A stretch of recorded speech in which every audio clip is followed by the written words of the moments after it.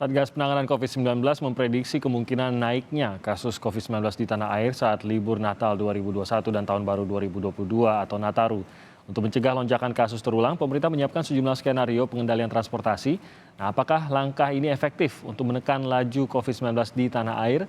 Kami akan membahasnya. Sudah hadir secara daring ada Ketua Umum Masyarakat Transportasi Indonesia, Mas Agus Taufik Mulyono, dan epidemiolog Universitas Indonesia, Mas Triunis Miko Wahyono. Selamat pagi, Mas Triunis dan juga Mas Agus. Selamat pagi, Mas Timothy. Terima kasih sudah hadir bersama kami pagi hari ini. Apa yang tadi kita lihat adalah pembatasan-pembatasan yang sudah diterapkan atau sudah direncanakan untuk diterapkan pada saat libur Nataru. Nah, apakah ini akan efektif atau tidak, itu yang akan menjadi pembahasan kita. Tapi saya ingin dari Mas Triunis dulu menjelaskan apakah memang sejauh ini data dari sepanjang hampir 2 tahun terakhir ini selalu menunjukkan masa liburan adalah masa paling rawan untuk adanya gelombang baru, Mas Triunis. Ya, jadi selama 2 tahun ini, bila terjadi liburan akhir tahun atau liburan semester, liburan sekolah, maka kemudian terjadi peningkatan. Baik itu liburan Natal, liburan Lebaran, atau liburan apapun, terjadi peningkatan kasus COVID di Indonesia. Jadi Indonesia tidak pernah belajar dari apa yang pernah terjadi.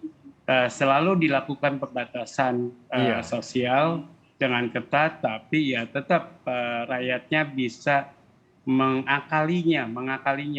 Jadi Lebaran liburan kemarin misalnya dibatasi tidak boleh pergi dari tanggal sekian sampai tanggal sekian, kemudian masyarakat mengakalinya sebelum tanggal sekian yang dibatasi dan sesudah tanggal sekian mereka liburan begitu. Jadi ini menurut saya bukan cara yang tepat.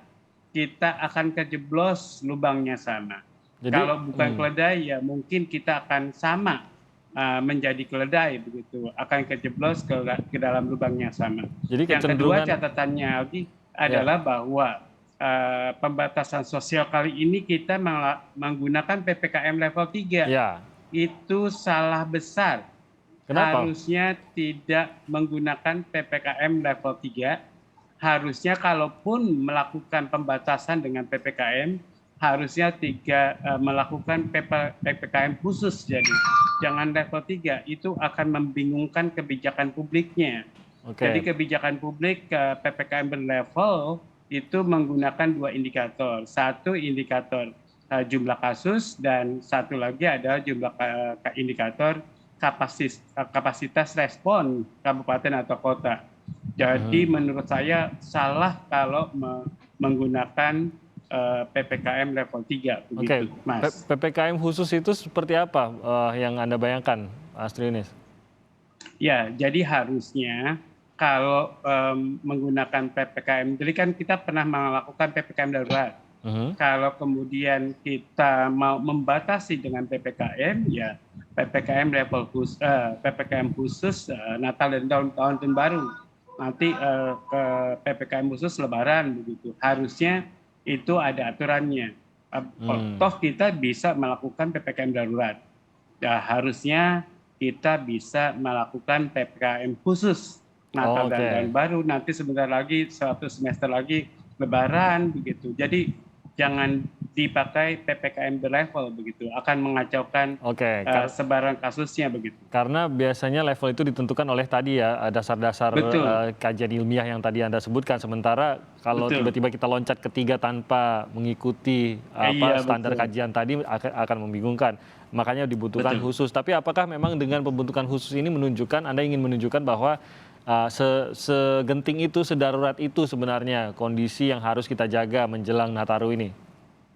Ya, artinya kalau pemerintah yang menganggap penting bahwa membatasi mobilitas penduduk pada Natal dan Tahun Baru karena kemungkinan kerumunan, sebenarnya kerumunan. Kalau pemerintah punya undang-undang atau peraturan tidak boleh berkerumun, ya nggak perlu peraturan ini begitu, pembatasan ini, karena pemerintah tidak punya undang-undang atau peraturan yang melarang orang berkerumun. maka kemudian dilakukan PPKM berlevel ini atau saya sebut PPKM khusus begitu, Mas. Oke, saya ke Mas Agus. Mas Agus, di sini kan ada pembatasan yang atau pengetatan yang dilakukan oleh pemerintah ini di semua moda gitu ya, ada yang darat, laut maupun udara gitu. Perhatian Anda khususnya kalau kita bicara mengenai resiko penyebaran terbesarnya itu ada di mana sebenarnya, Mas Agus? Ya, sebenarnya kalau kita mau jujur ya, hakikat penularan atau proses penularan COVID-nya dari kacamata transportasi itu tentu diawali dengan mobilitas. Yang terjadinya pertemuan. Itu akar masalahnya. Jadi kalau mobilitasnya dicegah, mobilitasnya dikurangi, ya pasti akan terjadi pengurangan distribusi COVID. Karena yang perlu kita waspada itu adalah perjalanan dari dari zona ke zona. Ketika dari zona ke zona itu terjadi impor COVID. Ya, dan perjalanan zona ke zona itu kan perjalanan resiprokal. Ya, perjalanan yang pasti orang datang baru kembali. Beda dengan barang. Kalau barang kan begitu Satu datang, arah lah begitu ya. ya asimetrik lah. Pulang pergi. Pulang pergi. Dan itu ketika perjalanan zona ke zona, dia terjadi impor COVID. Nah, sampai di zona terjadi transmisi lokal. Nah, ini yang tidak bisa dikontrol oleh pemerintah dan kita semua nggak bisa kontrol karena kontrolnya ada di diri sendiri, yaitu melakukan kerumunan. Karena Nataru itu beda loh semakanya dengan Lebaran, beda sekali ya. Nataru itu adalah ungkapan atas rasa penatnya di akhir tahun ya, membuat laporan tahunan, membuat laporan anggaran, ya semua kegiatan penat ya.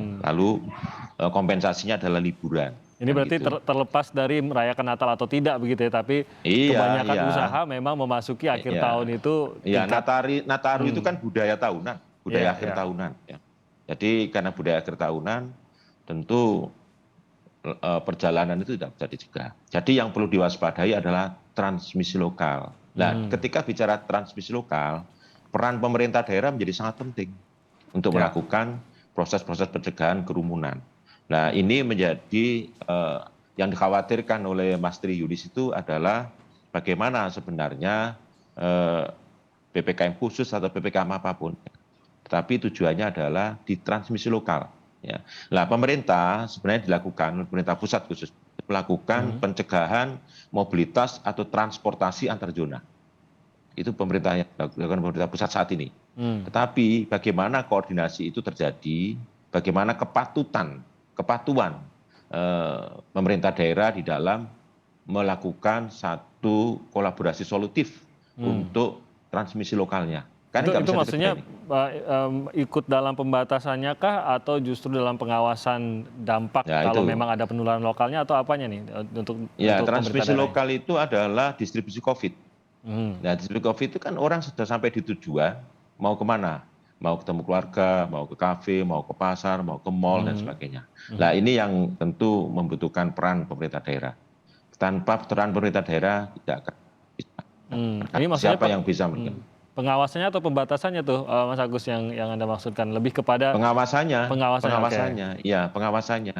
Karena tadi saya juga agak setuju ya dengan Pak Tri Murti ya.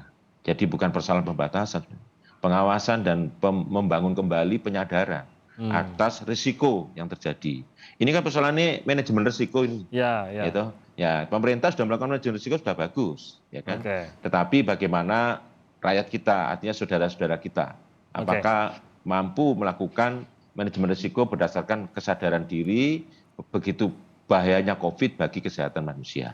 Kalau dari beberapa aturan pengetatan yang tadi kita sempat ungkap di berita sebelum pembahasan ini, menurut Anda cukup tidak tuh Mas Agus untuk menahan, paling tidak membuat masyarakat, saya tidak mau bilang disulitkan, tapi setidaknya membuat masyarakat untuk berpikir dua kali lah kalau memang ingin melakukan perjalanan, wah ternyata memang ya tidak bisa sembarangan, ternyata ada beberapa syarat yang cukup berat yang harus saya penuhi, atau saya ternyata tidak punya alasan yang cukup kuat untuk melakukan perjalanan. Cukup nggak tuh dari peraturan-peraturan yang tadi sudah ditetapkan oleh pemerintah? Sudah cukup bagus. Ya. memang tujuannya kan mencegah, mencegah bertemunya orang. Itu kan sebenarnya hakikatnya. Jadi apa yang dilakukan pemerintah sudah cukup. Hanya saja memang menurut Mas Tri tadi saya mendukung, jangan membingungkan. Karena ini persoalan istilah. Ya. Tapi kalau Nataru dibuat istilah khusus tuh mungkin cukup baik ya, cukup baik. Artinya cukup bisa diterima. Ini khusus loh Nataru gitu. Jadi gitu. Jadi itu lebih bahasa publiknya itu lebih mudah diterima. Karena level 1, 2, 3 biasanya wah 3 masa nggak boleh. Ya 2 deh. Ya 3 deh kan itu. Tawar-menawar angka jadi. Jadi tapi apa yang dilakukan pemerintah sudah sangat baik ya. Artinya bahwa pemerintah sudah punya antisipasi. Sekarang tinggal bagaimana membangun penyadaran publik bahayanya COVID. Nah, ciri-ciri salah satunya yang paling domin bisa menyadarkan adalah peran pemerintah daerah. Ya. Peran pemerintah daerah. Jadi Anda menekankan di sini yang paling penting adalah peran pemerintah daerah. Nah, saya kembali lagi ke Mas Triunis. Ini kan sebenarnya pembatasannya intinya kan pembatasan begitu ya. Dan pembatasan ini saya yakin bukan soal membuat sebuah aturan lalu masyarakat mengikuti sesuai dengan aturan, tapi ini adalah seharusnya menjadi sebuah aturan yang paling dasar. Silakan kalau masyarakat justru mau mengetatkan diri gitu, bukan hanya berdasarkan aturan apa yang diperbolehkan dan tidak diperbolehkan aturan saja. Contohnya misalkan ya pemerintah memang menyediakan ruang gitu kalau memang mau keluar kota, tapi apakah memang harus keluar kota kan nggak juga gitu. Nah ini rasanya memang ini yang harus lebih disuarakan gitu ya Mas Triunis, karena jangan kita hanya mengikuti batasannya seperti apa, lalu kita hidup di batasan tersebut. Kenapa kita tidak selangkah lagi? Ya kita batasi diri lebih kuat lagi gitu ya. Sekalian saja saya tidak usah keluar kota gitu. Bisakah pemerintah justru menekankan hal ini atau peran dari siapa nih Mas Triunis yang bisa menekankan bahwa bukan masalah ikut aturan, tapi kenapa kita tidak justru selangkah di atas aturan tersebut? Ya, jadi pertama-tama saya katakan bahwa seharusnya di Indonesia ini diatur aturan berkerumun begitu, tidak boleh berkerumun. Jadi harusnya itu ada aturannya, ada peraturannya, ada perdanya atau ada peraturan pemerintah bahwa berkerumun pada saat pandemi ini tidak boleh kecuali. Jadi ada kecuali pastilah, kecuali adalah event negara atau event yang pengawasannya lebih berat lagi itu Mas Triunis kalau begitu. Ya. Baru-baru saja kan ada demonstrasi reuni 212 itu, Masya Allah. Ya, pada kerumunan itu menurut saya transmisi COVID-19 akan terjadi. Namun susah untuk dibuktikan bahwa kerumunan itu adalah sumber penularan, begitu. Karena itu baru terjadi 1 hari begitu. Jadi kalau itu seminggu gitu baru dapat dibuktikan.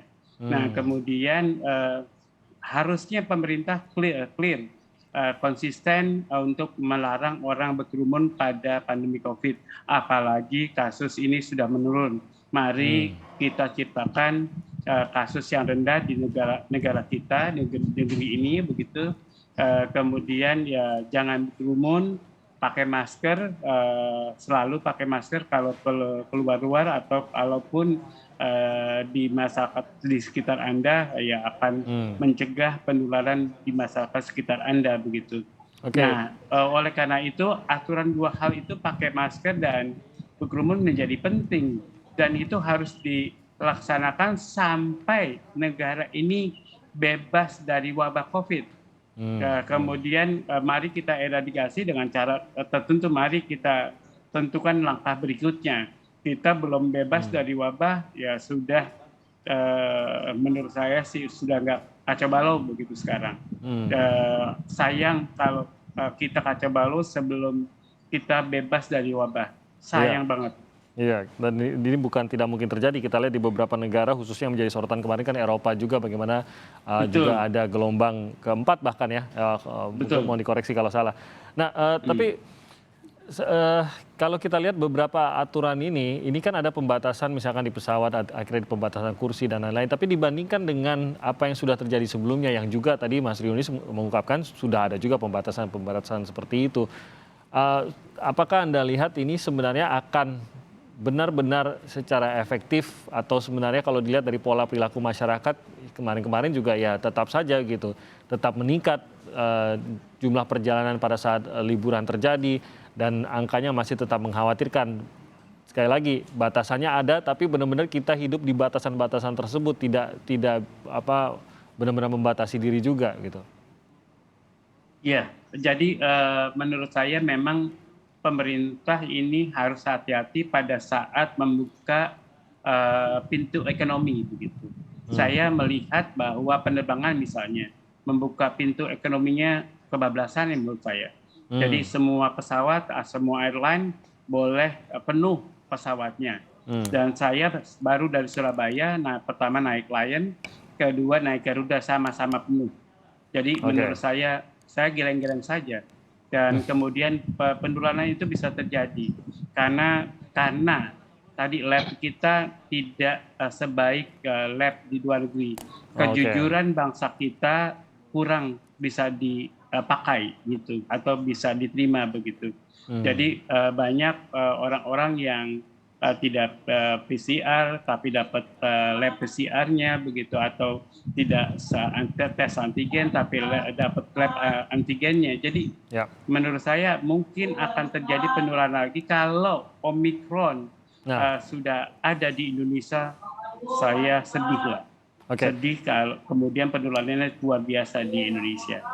Meskipun kita sudah mengalami badai COVID dan meskipun cakupan imunisasi kita sudah tinggi, cukup tinggi lah. Jadi menurut saya masih belum bisa menangkis serangan Omikron begitu. Oke, nanti kita akan bahas ke situ. Nanti saya juga ingin tahu dari Mas Agus dan juga Mas Triunis, kalau memang pembatasan ini dilakukan, bagaimana pembatasan yang harus diberlakukan juga di dalam kota? Karena kalau tidak bisa keluar kota, ya justru dalam kota yang ramai biasanya. Nanti kita akan bahas dan juga efek Omikron usai jeda berikut ini.